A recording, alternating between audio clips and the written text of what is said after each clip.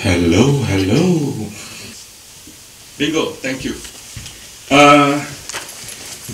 In the year 2010, I co-started this group called Platform. 2010, about in April. I was at that time a part-time lecturer in the university, teaching photojournalism as well as a few other smaller courses. I was born in Singapore. I spent the first 23 years of my life in Singapore, and then I went to the US to study photojournalism at the first journalism school in the world, in the University of Missouri in a city called Columbia. The 4 years of my university days were very important to me in the sense that I met a lot of people who just wanted to be great photojournalists and documentary photographers. And in a very small town, we had a lot of fun doing stories, and a lot of my classmates are very famous photographers now. They are award-winning, working for the best newspaper in the world.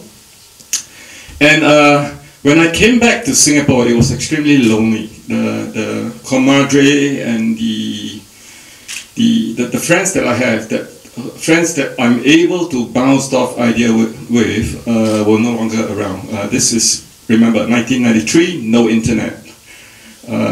When I needed help, I have to use the fax machine. I need to call long distance just to, so I felt really, really disconnected. And as a result of that, I've always been trying to find ways to build a community. So you can say that Platform was something I did out of my own selfishness because I needed friends. I felt really lonely. So, but it wasn't the first group that I started.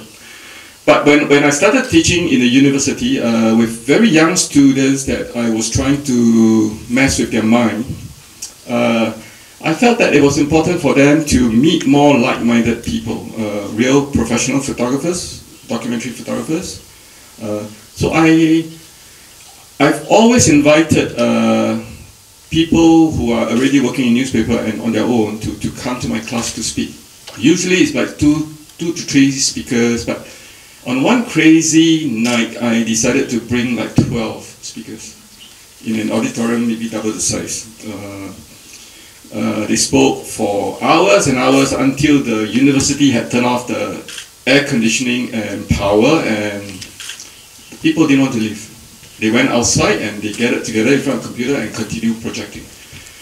And then everybody got hungry, we went to a cafe and we continued talking about photojournalism. And it was really crazy.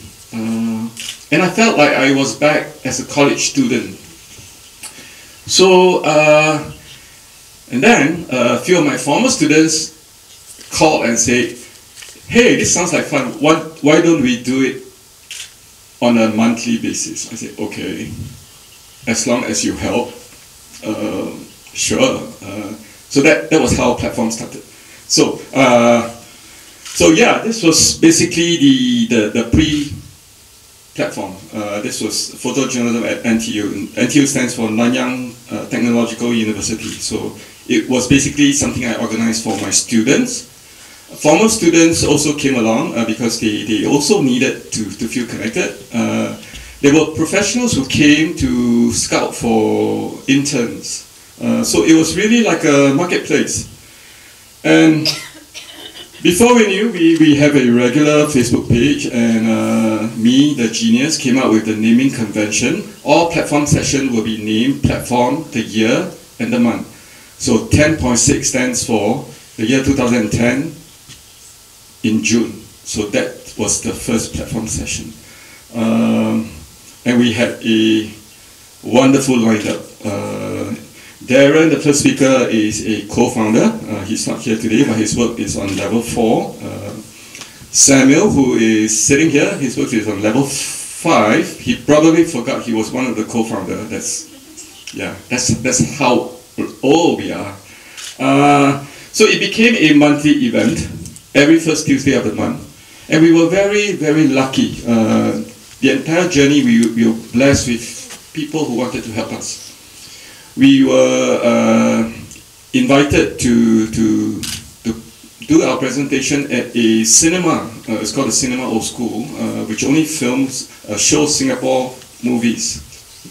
So they give us every first Tuesday of the month to have our gathering. And when the Cinema Old School closed, the National Museum of Singapore, probably the most prestigious institution, invited us, and we were there for 3 years. I was told that each night that we have the presentation would cost the museum a lot of money. Something in the region of 20,000 lira per night, just to book the space, but we got everything for free. So it was really wonderful. If you can make sense of this is platform logo, but on level 5 you will see the work of Ernest Goh, another platform co-founder. The images in the letterings are all from his works. So we did a lot of crazy things. It would be easy for people to assume that platform has like 1,000 volunteers working for it, but in actual fact, it's only about 2 people. I live and breathe platform. I became entangled with arguments because obviously I think we were doing some right things that were making people a little bit uneasy, or maybe we were doing some wrong things. But it was a lot of fun. And then somewhere along the line we decided to try and write a mission statement. So everything is reverse engineered. We did all the fun work, then we decided, okay, what is platform? So, and there you go. And Samuel cannot dispute because his name appeared in the original list. But very shortly, I think within months, it was down to 4, and then down to 2, and then, yeah. And we also get invited once in a while to different venues, like this was an outdoor venue. Some people thought that we were really cool, and we get all this funny invitation come, and this was by a river. We had this, I think it was our first outdoor screening. And then we started this thing called Platform 10. We decided that every year we were going to name 10 young documentary makers to watch. And some of them have blossomed, making a big names for themselves. And then in the year 2011, we had a general election. And so we decided to publish a magazine. Yeah, so this was called GE11. I was the picture editor and the designer. And in the picture is Justin. Justin wrote one of the essays in the catalogue for the Pera Museum exhibition. And he has been working with us for a long time. So it did really well. I think we sold about 3,000 copies at 33 lira each. Not a big sum, but it was very adventurous because although we are a very wealthy country, Singapore, when it comes to photography and publishing of photography, we are really lacking behind a lot of places. We may have money to buy the most expensive equipment, but there wasn't that atmosphere where people want to publish. And so when we did that, I think we broke some ground, and we were getting a lot of attention. So these are some of the pages from the book. Again, this is by Darren, whose work is at level 4.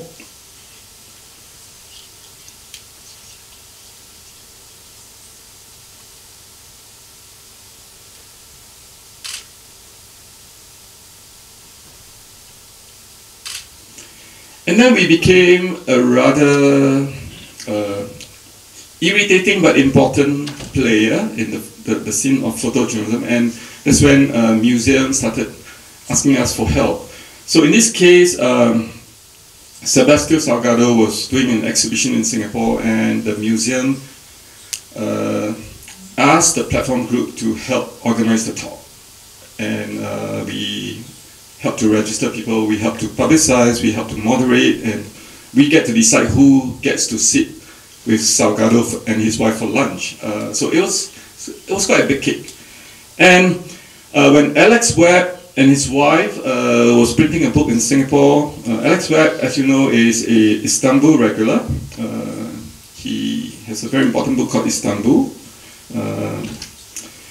When he came to Singapore to print his book, he also wanted to have a workshop on editing. Who did he call? The platform people. So we got to organize, but we did not make any money. We basically gave the money to them because they were funding their trip to Singapore out of their own pockets. So we were doing a lot of fun things, and yeah, but still 3 people, 4 people, but behaving like we have 3,000 people on our payroll. So in the year 2013, I am born in the year 1965, which is the same year as Singapore, modern Singapore. So I'm really obsessed with, yes, I'm 53. I'm really obsessed with dates, and so in 2013, I remember that in 2015, Singapore would turn 50, and because I would turn 50, and I thought that would be an interesting time to do a book project. So I started writing a proposal. As a photographer, I spend more time writing proposal than making photos. I'm always writing letters and always begging for money, and this was a letter that I wrote to the then director of the National Museum of Singapore. So the original 2015 project was meant to be a huge exhibition that never took place. There were some changes in the office, and I was told that the new director probably would not be interested in the project, and I was encouraged to take the project back. And by then it was quite late, and I wrote the proposal in 2011. I took the project back and modified it and turned it into a book publishing project, which is 2015. Knowing that I have no venue, no income stream, no big sponsors, I came out with the paid forward model. Basically, all I wanted was to be able to finance the first book. And I did a calculation. I needed 4,000 Singapore dollar, which is 12,000 lira. So I went and talked to a few friends, and 3 friends opened their wallet and gave me 12,000 lira. And that was enough to pay for the printing of the first book. And the rest was about worrying who are we going to publish, and that was more political than anything, because there are so many great photographers that we really wanted to publish. So I was pretty organized. I've been telling a lot of friends in Istanbul that I am not comfortable being called an artist, because an artist is usually disorganized, irrational, irresponsible, a little bit self-centered. But I sometimes am a little bit ashamed that I function more like a businessman who knows a little bit about raising money and how to write a proper proposal. So that's me and Jonathan Yuan, who designed all the books in the 2015 series. I brought a lot of samples of ideas about how the book should be done, and we had long discussions, and we even made samples, used pencil and dummy stuff. And Juliana, who was here for the production, she came in the winter, snowing. She came here to supervise the printing. She was involved with platform from the very beginning. She interviewed Jonathan together with Bernice, who is also here. And basically that was the spec. 340 by 240, blah, blah, blah, and below it was the price, but for confidential reason, because probably I wanted to raise more money, I didn't tell people how much we were going to be charged. And yeah, we signed our life away for 20 books. And the first book was printed. And that's Juliana and Bernice making a video. And in the earlier books, I wrote a letter to every buyer. So the books are always packaged with a letter. And the letters are always very heartfelt and basically saying, please, we need money, help us. So apart from, so the 4,000 was enough to kickstart the first book.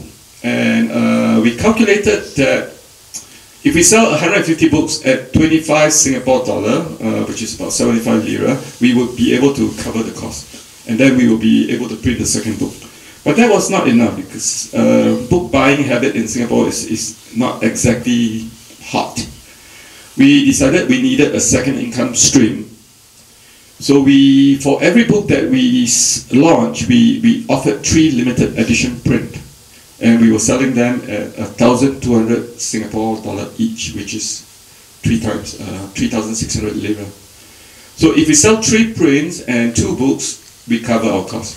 Or we sell 150 books and no print, we cover the cost somehow. So the first book did extremely well. We sold a lot, and I think we made enough to cover 2 more books. The second book didn't do as well, but not too badly. The third book did a little, and the interest level was starting to dip a little bit. And a lot depends on the photographer and how willing they are to go and promote themselves, how many friends they have, how many ex-wives they have, girlfriends that they can try to con, and yeah, and somewhere along the line we also decided to sell the complete set. We were thinking so far ahead, so we said, okay, if you give us all the money in advance for all 20 books, we will give you a print. And funny enough, about 30 to 40 people did that, including Tan Kenny, who bought 2 sets. And so we had a lot of advance money that was coming into our bank, and so the only thing that we were worried about was, can we publish the next book? Can we publish the book after? Because working with photographers can be quite scary. Some people just disappear on us. Some people decide the day before that, no, we don't want to publish with you. So it was a lot of fun. And by book 18, I think we realized that we have a lot of money in the bank.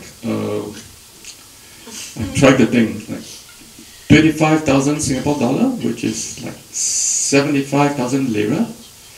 So imagine we started with 12 and we paid the printer on time and we managed to throw some parties and we still have 75,000 lira. It's like, how did that happen?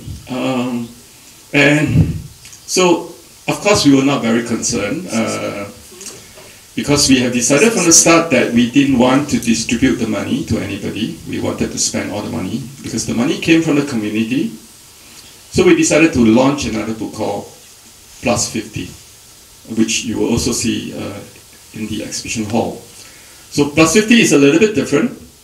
We wanted to publish younger photographers, 50 of them, because it's also 50th anniversary of Singapore. I was turning 50 years old. So we invited some, co-opted a few, and then we started the open pitching session.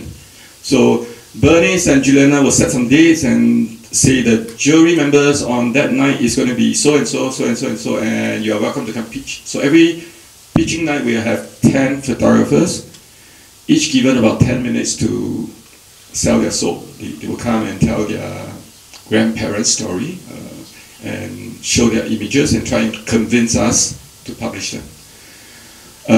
A lot get rejected, but we also found a lot of good ones. And so in the end, some months later, we managed to publish the 2 books.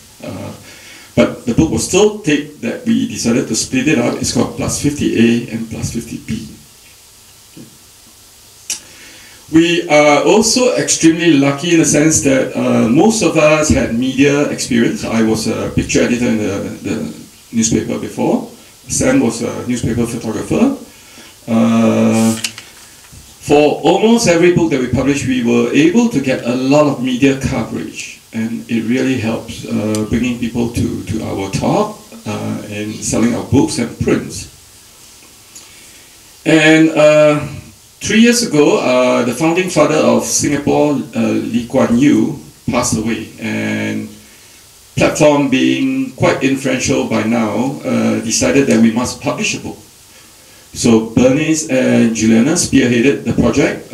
I was too busy doing other things, but we helped, and we published a book called Thank You, Mr. Lee.